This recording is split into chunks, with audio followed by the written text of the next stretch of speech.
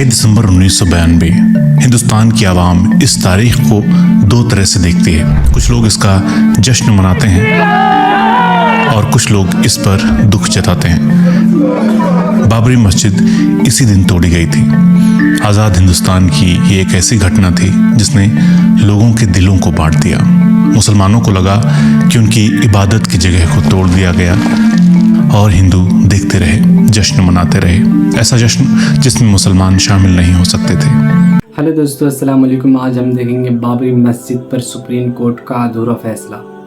तो चलिए हम वीडियो को स्टार्ट करते हैं और देखते हैं कि बाबरी मस्जिद का अधूरा फैसला क्यों और कैसे है। तो चलिए हम वीडियो स्टार्ट करते हैं।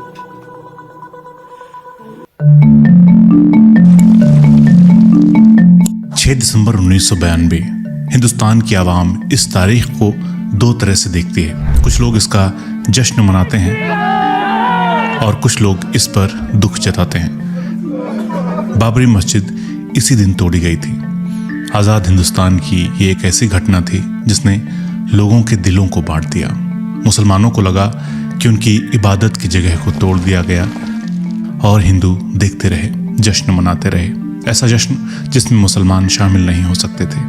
इससे पहले तो हर त्यौहार 15 अगस्त, 26 जनवरी में सभी एक साथ शामिल होते थे, साथ जश्न मनाते थे। मगर उस वक्त हिंदुस्तान का एक तबका दुखी था और दूसरे तबके के लोग जश्न मना रहे थे। 6 दिसंबर 1992 को बाबरी मस्जिद गिराई गई। सभी ने देखा कैसे मस्जिद गिराई गई। कोर्ट में केस किया गया, केस चला और 9 नवंबर 2019 को सुप्रीम कोर्ट का फैसला आया। ऐसा फैसला जिसे सभी ने मान तो लिया, लेकिन बहुत से लोग इसे चाह कर भी दिल से अपना नहीं सके।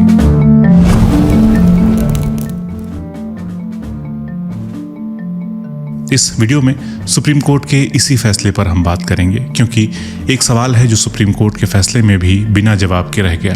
क्या है वो सवाल, उस पर भी बात करेंगे। साथ ही जानेंगे क्यों ये फैसला हमेशा विवादित रहेगा और क्या सबूत पेश किए गए थे कोर्ट में जो राम मंदिर बनने की इजाज़त कोर्ट ने दे दी थी।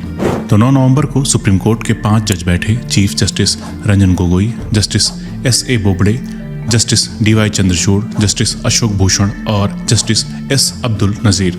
इन 5 जजों वाली बेंच ने फैसला सुनाया कि बाबरी मस्जिद और राम मंदिर के विवाद में ज़मीन हिंदू पक्ष को दी जानी चाहिए। इसके पीछे 3 मेन रीजंस सुप्रीम कोर्ट ने दिए थे। आर्कियोलॉजिकल सर्वे ऑफ इंडिया की रिपोर्ट के आधार पर सुप्रीम कोर्ट ने कहा था कि बाबरी मस्जिद खाली जगह पर नहीं बनाई गई थी। बाबरी मस्जिद के ज़मीन के नीचे भी एक स्ट्रक्चर मिला था और वो स्ट्रक्चर इस्लामिक नहीं था। मतलब कि बाबरी मस्जिद को बनाने के लिए किसी ढांचे को, एक स्ट्रक्चर को तोड़ा गया था। लेकिन आर्कियोलॉजिकल सर्वे ऑफ इंडिया की रिपोर्ट में ये भी था कि बाबरी के नीचे मंदिर ही था। इस बात को भी ASI की रिपोर्ट साबित नहीं कर सकी है। मतलब कोई स्ट्रक्चर तोड़कर ही बाबरी मस्जिद बनी थी ये साबित हो गया था, मगर किसी मंदिर को तोड़कर बनाई गई थी बाबरी मस्जिद, ये बात साबित नहीं हो पाई। दूसरी अहम बात सुप्रीम कोर्ट ने कही थी कि खाली जमीन पर मस्जिद नहीं बनी थी। साथ ही सबूत पेश किए गए हैं अंग्रेजों के आने से पहले के कि हिंदू बाहरी अहाते में पूजा करते थे। सीता रसोई, राम चबूतरा और सिंह द्वार का जिक्र भी कई जगह मिलता है। 1934 में हुए दंगे भी इस बात की तरफ इशारा करते हैं कि बाद में अंदर के आंगन का मसला दोनों पक्षों के बीच विवाद का मुद्दा भी बन गया था। कोर्ट ने तीसरी अहम बात कही थी कि हिंदुओं का ये मानना कि भगवान राम का जन्म अयोध्या में हुआ था, इसमें कोई शक नहीं है। लेकिन किसी जमीन के मालिकाना हक को धर्म, मान्यता या फिर आस्था के आधार पर स्थापित नहीं किया जा सकता। इसलिए सुप्रीम कोर्ट ने ASI के सर्वे की रिपोर्ट को अपने जजमेंट का आधार बनाया। हालांकि कोर्ट ने यह भी माना था कि वहां 1949 में मूर्तियां रखना और बाबरी मस्जिद को 1992 में तोड़ना गैर कानूनी था, गलत था, अपवित्र काम था। ऐसा नहीं करना चाहिए था। इसके साथ ही कोर्ट ने कहा कि मस्जिद बनाने के लिए सुन्नी वक्फ बोर्ड को 5 एकड़ की एक दूसरी ज़मीन दी जाएगी।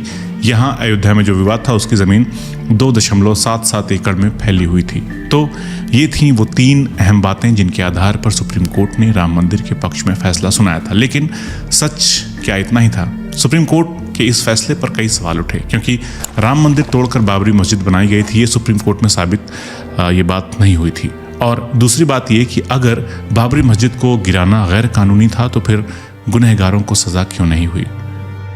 दोनों सवाल जायज़ हैं और इनका उत्तर ढूंढने के लिए हमें बाबरी मस्जिद गिरने के बाद दर्ज हुई FIRs का रुख करना होगा। ध्यान दें कि 2 FIRs दर्ज हुई थीं। एक थी FIR नंबर 197 और दूसरी FIR नंबर 198। FIR नंबर 197 में डकैती, लूटपाट, चोट पहुंचाने, इबादत की जगह को नुकसान पहुंचाने, धर्म के आधार पर 2 गुटों में दुश्मनी बढ़ाने जैसे इल्ज़ाम लगाए गए थे और दूसरी FIR नंबर थी 198। इसमें बीजेपी, विश्व हिंदू परिषद, बजरंग दल और RSS से जुड़े उन 8 लोगों के खिलाफ केस दर्ज हुआ था जिन्होंने रामकथा पार्क में मंच से कथित तौर पर भड़काऊ भाषण दिया था।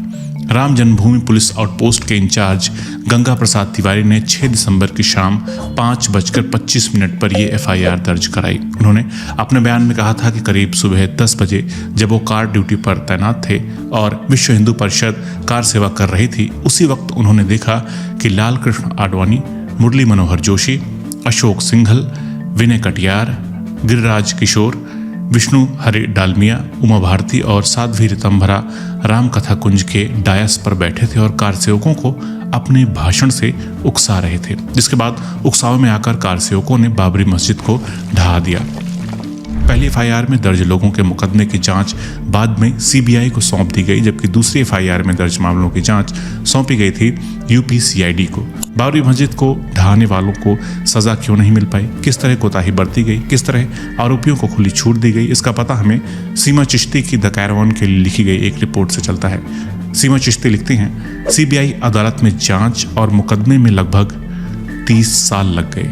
इस घटना पर 49 FIR दर्ज हो चुकी थी। वक्त बीता, कई ऑफिसर बदले, जांच हुई, बहसें हुई और उसके बाद CBI ने आखिरकार FIR नंबर 197 और 198 को एक साथ जोड़ दिया। 1993 में सभी 49 मामलों में एक ज्वाइंट चार्जशीट दाखिल की और फिर 10 साल से ज़्यादा का वक्त बीत गया। किसी भी गवाह को बुलाकर उसकी जांच नहीं की गई, कोई सबूत दर्ज नहीं किया गया, अदालतों ने कोई आरोप तय नहीं किया और मामला लटका रहा। इधर बाबरी विध्वंस से बीजेपी नेताओं को माइलेज मिल चुका था। हैरानी की बात तो ये थी कि कांग्रेस और विपक्षी पार्टियां जो बाबरी विध्वंस की सारी जिम्मेदारी बीजेपी और VHP पर डाल रही थीं और प्रधानमंत्री नरसिम्हा राव अपना दामन पाक साफ दिखाने में लगे थे, बावजूद इसके आरोपियों पर कड़ा एक्शन नहीं हो पाया। पता नहीं क्यों खामोश रहे सारे के सारे लोग। 1996 में राव को हटाकर अटल बिहारी वाजपेयी सत्ता में आ गए, मगर सरकार चली सिर्फ 2 हफ्ते। 1996 और 1998 के बीच 2 गठबंधन सरकारें बनी और गिर गईं। अगले आम चुनाव के बाद बीजेपी और अन्य पार्टियों ने राष्ट्रीय जनतांत्रिक गठबंधन बना लिया। वाजपेयी एक बार फिर प्रधानमंत्री बन गए, लेकिन 1999 में उनकी सरकार फिर गिर गई। NDA ने बाद के चुनाव में एक आरामदायक जीत हासिल की और वाजपेयी ने तीसरी बार शपथ ली। इस बीच उत्तर प्रदेश में 1990 के दशक के आखिर और 2000 के दशक की शुरुआत में बीजेपी, बहुजन समाज पार्टी और समाजवादी पार्टी के बीच कई बदलाव देखे गए। अब आप राजनीति का करिश्मा देखिए। CBI जिनके खिलाफ कार्रवाई करती, उनको चुनाव में जीत मिल चुकी थी। अब वो ऊंचे राजनीतिक पद हासिल करने में लगे थे। वाजपेयी के दूसरे और तीसरे कार्यकाल में आडवाणी को होम मिनिस्टर और तत्कालीन उप प्रधानमंत्री बना दिया गया। मुरली मनोहर जोशी मानव संसाधन विकास मंत्री बन गए। सीमा चिश्ती द कैरवान में लिखती हैं कि वो दौर था जब कारगिल युद्ध हुआ, पोखरण में परमाणु टेस्ट हुआ। दोनों ही मसले राष्ट्रवाद में इजाफा कर रहे थे। CBI ने भी इस केस को लंबा, जटिल और एक तरह से भ्रमित करने वाला बना दिया था। मेरे सहयोगियों और मैंने CBI अदालत के सामने गवाही दी। मैं 2014 में एक बार और 2019 में 3 बार पेश हुई। हर बार समन को हम तक पहुंचने में कई साल लगे। एजेंसी को कोई जल्दी नहीं थी। CBI को गवाहों को सुनने में जितना समय लगा, उससे 1992 में हमने जो यूमैटिक टेप शूट किए थे वे तकरीबन विलुप्त हो गए। हमारी गवाही ने CBI अधिकारियों को अदालत में बेचैन कर दिया। तेजी से बदलते राजनीतिक परिदृश्यों में उत्साही गवाहों ने एजेंसी के अधिकारियों के जीवन को मुश्किल बना दिया। लेकिन CBI को तूफान का सामना करने के लिए बस इतना करना था कि वो वक्त को अपना असर दिखाने दे, यादों को कमजोर करे, सबूतों को नष्ट करे और गवाहों को मरने दे। दूसरी तरफ बाबरी मस्जिद गिराए जाने के 10 दिन बाद नरसिम्हा राव की सरकार ने मामले की जांच के लिए लिब्राहन आयोग बना दिया था। उसे जांच रिपोर्ट सौंपने के लिए अधिकतम 3 महीने का वक्त दिया गया था, लेकिन समय समय पर इसका टाइम पीरियड बढ़ता रहा और इस तरह 17 साल के दौरान आयोग का कार्यकाल 48 बार बढ़ाया गया। लिब्राहन आयोग ने 30 जून 2009 को अपनी रिपोर्ट होम मिनिस्ट्री को सौंपी और इस दौरान आयोग के कामकाज पर करीब 9 करोड़ रुपए खर्च कर दिए गए। अब आप लेट लतीफ़ी का अंदाज़ा खुद लगा लें। कैसे गंभीर सेंसिटिव मामले में इंसाफ को कुचला गया, दबाया गया, अंधेरे में कर दिया गया। करोड़ों रुपए खर्च हुए आयोग पर, मगर नतीजा नील बटे सन्नाटा ही रह गया, क्योंकि बाबरी विध्वंस के जिम्मेदार को तो सजा मिल नहीं पाई। जबकि अपनी रिपोर्ट में लिब्राहन आयोग ने ये पाया था कि मस्जिद को एक गहरी साजिश के तहत गिराया गया। आयोग ने साजिश में शामिल लोगों पर मुकदमा चलाए जाने की सिफारिश भी की थी।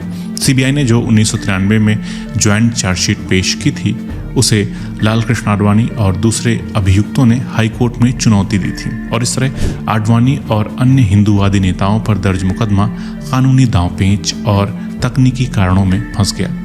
अभियुक्त के वकील ये साबित करने में कामयाब रहे कि उत्तर प्रदेश सरकार की प्रशासनिक चूक के कारण उनके खिलाफ गलत तरीके से आरोप लगाए गए हैं। लिब्राहन आयोग की रिपोर्ट पर नजर डालें तो उससे पता चलता है कि आयोग ने संघ परिवार के उन दावों को पूरी तरह खारिज कर दिया जो कह रहे थे बाबरी विध्वंस हिंदू जुनून का नतीजा था, न कि राजनीति से प्रेरित था। आयोग ने कहा कि कारसेवकों की लामबंदी, अयोध्या और फैजाबाद में उनका जुटान ना तो अपने आप हुआ था और ना ही स्वैच्छिक था। ये अच्छी तरह से सुनियोजित और प्लानिंग के तहत किया गया था। इसके लिए दसियों करोड़ रुपए का फंड दिया गया था। आयोग ने पूर्व प्रधानमंत्री वाजपेयी, आडवाणी और जोशी को विध्वंस के लिए छद्म नरमपंथी करार दिया था। बाबरी मस्जिद विध्वंस कांड में कुल 49 लोगों को अभियुक्त बनाया गया था, जिसमें 17 लोगों की मौत फैसला आने से पहले ही हो गई थी। सितंबर 2020 में फैसला आया और बाबरी विध्वंस की साजिश रचने के सभी 32 आरोपी बरी हो गए। लखनऊ की सीबीआई अदालत ने सभी को पाक साफ बताया। इस फैसले को इलाहाबाद हाईकोर्ट में चुनौती दी गई, मगर वहां याचिका खारिज कर दी गई। अब आते हैं उन सवालों पर जिन्होंने इस मसले को हमेशा के लिए विवादित बना दिया है। सुप्रीम कोर्ट ने कहा, अदालत को संतुलन बनाए रखना चाहिए। हिंदू इस स्थान को भगवान राम का जन्म स्थान मानते हैं, मुस्लिम भी विवादित जगह के बारे में यही कहते हैं। तो पहला सवाल यही है कि क्या सर्वे की रिपोर्ट को नहीं बल्कि संतुलन बनाने के लिए आस्था को आधार बनाकर फैसला दिया गया? दूसरा सवाल, कोर्ट ने माना कि मुस्लिम पक्ष ये साबित करने में नाकाम रहा कि मुसलमान लंबे समय से वहां नमाज पढ़ रहे थे, इसलिए उन्हें विवादित जमीन नहीं मिली, क्योंकि वे 1857 से पहले वहां के कब्जे को नहीं दिखा सके। लेकिन यही पैमाना फिर हिंदू पक्ष के लिए क्यों नहीं रखा गया? तीसरा सवाल, कोर्ट ने 1949 में मूर्ति रखने और बाबरी मस्जिद को 1992 में गिराने को अवैध माना, गैर कानूनी माना, तो फिर सभी आरोपी बरी क्यों कर दिए गए? किसी को सजा क्यों नहीं मिली? जबकि साजिश की रिपोर्ट्स, चश्मदीद, सबूत सब ऑनलाइन ही मौजूद है। 22 जनवरी को राम मंदिर में होने जा रही है प्राण प्रतिष्ठा, और इस प्राण प्रतिष्ठा को लेकर केंद्र और उत्तर प्रदेश की बीजेपी सरकार ने लगा दी है अपनी पूरी ताकत। प्राण प्रतिष्ठा को देश का उत्सव बनाने की तैयारी संघ ने भी की है। आयोजन का प्रचार प्रसार जबरदस्त है। उसे देखते हुए लग रहा है जैसे लोकसभा चुनाव का कैंपेन शुरू हो गया है। इसमें टीवी मीडिया की हिस्सेदारी और भी दिलचस्प दिख रही है।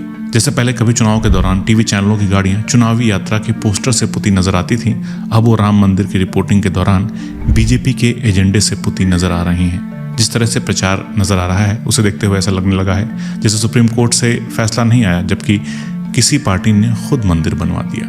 अगर ये फैसला सुप्रीम कोर्ट न देता तो आज अयोध्या में राम मंदिर की भव्य तैयारियां न चल रही होती। इसलिए पहली बात कि राम मंदिर का क्रेडिट बीजेपी को नहीं लेना चाहिए, ये फैसला सुप्रीम कोर्ट का था। अगर बीजेपी इसका क्रेडिट लेती है तो ये माना जाएगा कि सुप्रीम कोर्ट बीजेपी के अंडर काम करता है। ऐसा तो है नहीं, लेकिन अगर ऐसा है तो फिर प्रभु राम ही मालिक है इस डेमोक्रेटिक देश के। तो मिलते हैं इस सीरीज के अगले एपिसोड में बहुत जल्द। वीडियो पहली बार अगर देख रहे हैं तो चैनल को सब्सक्राइब कर लीजिए। आप क्या सोचते हैं बाबरी मस्जिद और राम मंदिर के मुद्दे पर दिल खोलकर कमेंट बॉक्स में मुझे लिख सकते हैं। तो मिलते हैं जल्द अगले एपिसोड में। नमस्कार।